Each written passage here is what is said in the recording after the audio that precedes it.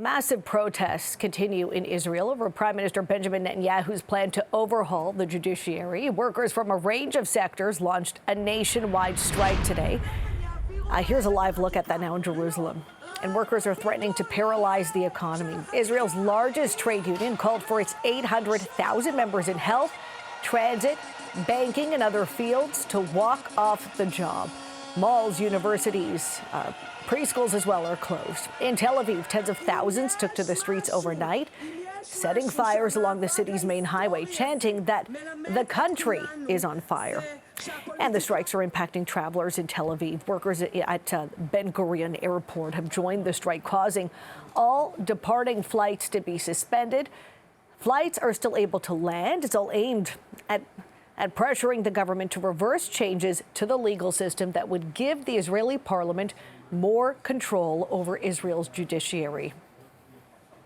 We will continue to fight until this madness is stopped and order is returned to our country. What happened last night was the people, us, telling Netanyahu that this can't go on, this has to stop, this has to, something gotta go. And what happens here right now is us, again the people, trying to tell the unions that they have to join us.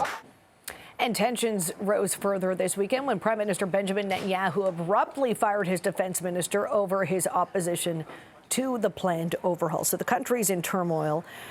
Demonstrations today on Monday, the largest to take place in Jerusalem in years. For a look at how the judiciary changes would impact governance in Israel, we're joined by Osgoode Hall law professor Trevor Farrow. Trevor, thank you so much for joining us.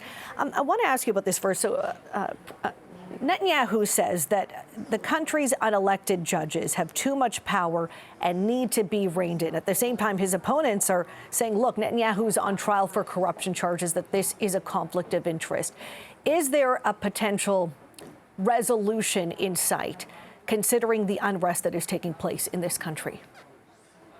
Well, it's hard to know exactly in terms of when a resolution will be reached, but I do think Israel is at a critical juncture for its democracy, and really what's at stake is the fundamental question of who or what ultimately controls and has authority over the day-to-day stuff of society, whether it's elected officials or whether it's a body that's guided essentially by the rule of law.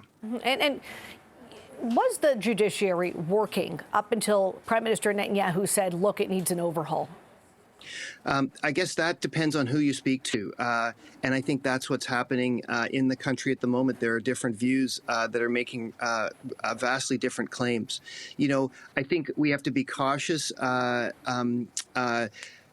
looking from the outside on making judgments about exactly what's critically needed in Israel right now.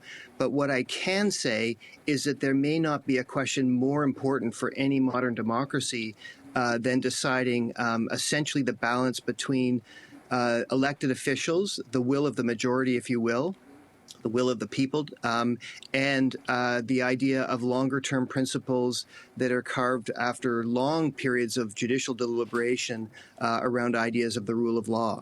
It's a fundamental question. Different countries around the world do it differently. We have our own view, and Israel's struggling with that right now. In terms of these massive protests, as I've noted, Monday's protests, so today, considering the time change, the largest that Jerusalem has ever seen. Why is this having such an impact on workers, on everyday citizens? I mean, there are a number of issues that, of course, impact people all around the world when it comes to democracy and their rights being violated. But what is the impact on, the average worker that has prompted people to gather in the streets and say, we are not going to accept this? Yeah, I actually think it's a really interesting moment because I think there's two levels to your question. There's the day-to-day impact. Will this change? And by the way, the change could impact at different levels, whether Parliament could override judicial decisions, whether Parliament could limit the kinds of laws that the court could review, or who gets appointed to the court. How that impacts day to day on workers, on unions, on et cetera, will depend on the group, right? I mean, to some people, this might be a benefit. Others, it'll be a dramatic problem in their lives. I think maybe what's more interesting and quite enlightened by what we're seeing across the country is the really longer-term wholesale issues that are at stake here in terms of, does the rule of law control the day-to-day operations of life, or is it the will of the parliament at the time, which, as we know, can change dramatically day to day, week to week, year to year? So I think there's a real issue that's at stake for these people, and they see it, and there may be some self-interest at stake, but I also think that they're expressing their will over the long term, which is quite something for a democracy to do. Yeah, absolutely. Osgoode Hall Law Professor Trevor Farrow. Trevor, thank you so much for joining us this morning and breaking this down. We appreciate it. Great. Thanks for asking me. Okay.